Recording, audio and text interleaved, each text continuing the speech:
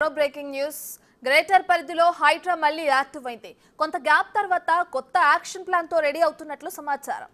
Bathukamma కుంటలో beautification పనులకు హైడ్రా మొదలుపెట్టింది. ఇప్పటికే మీన్పూర్లో అక్రమ కట్టడాలు కూల్చేసిన శిథిలాలను హైడ్రా తొలగించింది. మీన్పూర్ చెరువు వద్ద మరో ఆక్రమణను హైడ్రా గుర్తించినట్లు తెలుస్తుంది. ఇక స్థానికంగా ఉన్న వెంకటరమణ కాలనీలోని పార్కును ఆక్రమించి కట్టడాలు కట్టిన వారిపై హైడ్రా స్పెషల్ ఫోకస్ పెట్టింది.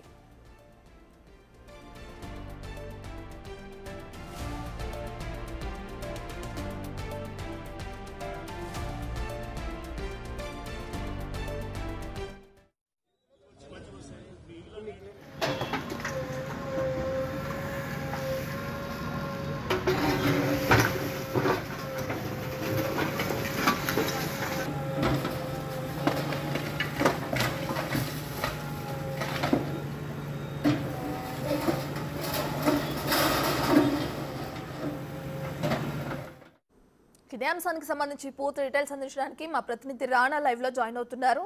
రైట్ రానా, ఇప్పటికే హైడ్రా ఇంతకు ముందు ఏ విధంగా కూల్చివేతలు కొనసాగించిందో మనందరికీ తెలిసిన విషయమే. అయితే ఇప్పుడు కొత్త యాక్షన్ ప్లాన్ తో ముందుకొస్తున్నట్లు కూడా సమాచారం ఉంది. పూర్తి డీటెయిల్స్ ఏంటి రానా?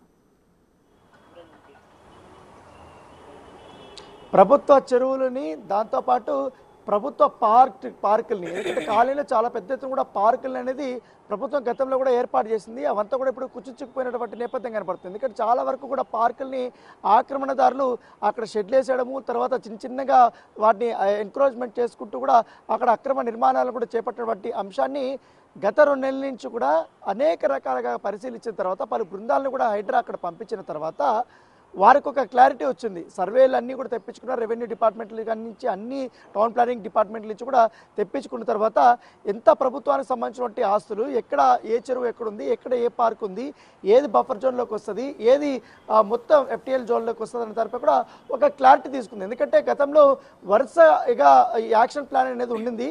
అప్పుడు కొన్ని విమర్శలు కూడా వచ్చిన నేపథ్యం ఇప్పుడు ఎందుకంటే ఆ నోటీసులు కూడా ఇవ్వకుండా కొన్ని ఆక్రమాలు కూల్చేశారని, లేకపోతే సమయం కూడా మాకు ఇవ్వలేదు అనేది ఇలాంటి ఆరోపణలు వచ్చాయి. కాబట్టి ఇలా కాకుండా ఈసారి కొత్త యాక్షన్ ప్లాన్. సో ముందుగానే ఏదైనా ఒక ఏరియాని సెలెక్ట్ చేసుకున్నప్పుడు దానికి మొత్తం అన్ని రకాలమైనటువంటి డాక్యుమెంటేషన్స్ అవన్నీ కూడా చెక్ చేసిన తర్వాత ఇది నిజంగానే ఆక్రమణ జరిగింది అనేది కూడా నిర్ధారించుకున్న తర్వాత మొదటగా ఆ యొక్క ఎవరైతే ఎన్క్రోచ్మెంట్ చేశారంటో వాళ్ళకందరికీ కూడా నోటీసులు ఇస్తారు, కొంత సమయం వరకు ఇస్తారు. ఆ సమయం లోపల కానీ వాళ్ళు రిప్లై చేయకపోయినా ఏం చేయకుండా కూడా ఖచ్చితంగా కూడా ఆక్రమణదారులని వెంటనే ఆ అక్రమ కట్టడాలని కూల్చేస్తున్నటువంటి నేపథ్యం కాబట్టి దాని దగ్గరికి ఒక యాక్షన్ ప్లాన్ కూడా రెడీ చేశారు. దాంతోపాటు ఎక్కువగా పబ్లిక్ నుంచి కూడా వచ్చినటువంటి ఫిర్యాదులు బేస్ చేసుకుని ఈ యొక్క అక్రమ కట్టడాలని కూల్చేసే పనిలో కూడా హైడ్రా ఉండబోతున్నట్టుగా మనకు సమాచారం అవుతుంది. దాంతోపాటు ఈ అమీన్పూర్ లేక్ దగ్గర కానీ అమీన్పూర్ ఏ పరిసర ప్రాంతాల్లోనే ఎక్కువగా ఈ ఎన్కరేజ్మెంట్స్ అనేది జరిగాయనేది కూడా హైడ్రాకి దృష్టికి వచ్చింది. దాంతోపాటు గతంలో చూసాం అనేక కట్టడాలను కూడా కూల్చేశారు.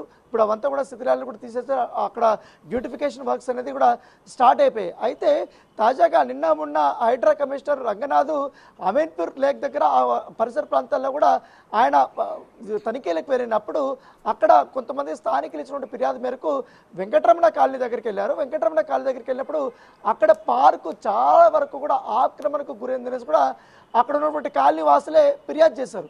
సో అప్పట్లో ఉన్నటువంటి కొంతమంది పెద్దలు కావాలని దాంట్లో ఎక్కువ మొత్తంలో కూడా అక్కడ కాజీ చేశారనేసి కూడా వాళ్ళు కంప్లైంట్ ఇచ్చారు. దాన్ని పరిశీలించిన తర్వాత నిజంగానే అక్కడ ఎన్క్రోచ్మెంట్ జరిగిందనేసి కూడా అధికారుల దృష్టికి వాళ్ళు చూశారు. కాబట్టి ఈ 2-3 రోజుల్లోనే అక్కడ కూల్చే పనులు కూడా స్టార్ట్ కాబోతున్నట్టుగా మనకు సమాచారం అందుతుంది. దాంతోపాటు ఇప్పుడు ఆల్రెడీ కూల్చేసినటువంటి చెరువులు ఉన్నాయి, తర్వాత పార్కులు ఉన్నాయి. కాబట్టి వాటిని మొత్తం బ్యూటిఫికేషన్ చేసే పనిలో కూడా ఇప్పుడు హైడ్రా ఉంది.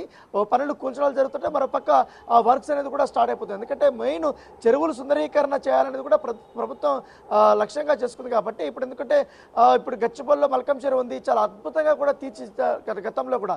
సో అలాంటినే అక్కడ ఉంటే కాలనీ వాసులకి వాళ్ళందరికీ కూడా అక్కడ వాకింగ్ కానీ, ట్రాకింగ్ కానీ, లేకపోతే మంచి మంచి పార్క్ లాగా కానీ, అక్కడ మంచి లైటింగ్స్ ఏర్పాటు చేయడం కానీ, ఇవంతా కూడా ఆ ఒక చెరువుని కూడా చాలా సరళంగా సుందరంగా కూడా తీర్చిదిద్దడం వల్ల సాయంత్రం పూట కానీ ఉదయం పూట కానీ అక్కడ ఉన్న వాళ్ళందరూ కూడా సేద తీరడానికి అక్కడ కూర్చోడానికి మాట్లాడుకోవడానికి వాకింగ్ చేసుకోవడానికి అవకాశం ఉంటుంది, మంచి ఫ్రెష్ ఎయిర్ కూడా పెంచుకోవడానికి అవకాశం ఉంటుంది అనేది కూడా చెప్తున్నారు. ఎందుకంటే ఇప్పుడున్నటువంటి ఈ నగర జనాభా రోజు రోజుకి పెరిగిపోతుంది, దాంతోపాటు బిజీ షెడ్యూల్స్ ఎక్కువైపోతున్నాయి, ఒత్తిడికి బాగాలేని అవుతారు, చాలామంది అనారోగ్యాలకు పాలవుతున్నారు. అలాంటి టైంలో ఆ ఖాళీలో ఉన్న పార్కులు రెడీ చేయడము, అలాగే ఆక్రమణకున్నటువంటి చెరువులు రక్షించి వాటిని అక్కడ వాకింగ్ కానీ ట్రాకింగ్ ఇవన్నీ చేయడం వల్ల అవి ప్రజలకు ఉపయోగకరంగా ఉంటుందని కూడా ప్రభుత్వం భావిస్తుంది. కాబట్టి ఆల్రెడీ ఈ ఆక్రమణదారులంతా కూడా తీసేస్తున్నటువంటి నేపథ్యం పడితే నెక్స్ట్ రామాంతపూర్ వైపు కూడా ఈ హైడ్రా ప్రత్యేకమైనటువంటి దృష్టి పెట్టింది. ఎందుకంటే ఉప్పల్ పరిసర ప్రాంతంలో అక్కడ చెరువులు చాలా వరకు కూడా గతంలోనే 70% 80% వరకు కూడా ఈ అన్యాక్రాంతం అయిపోయి అందరూ కూడా కబ్జాలు చేశారు. సో వాటిపైన ఇప్పుడు ప్రత్యేకమైనటువంటి దృష్టి పెట్టింది. అయితే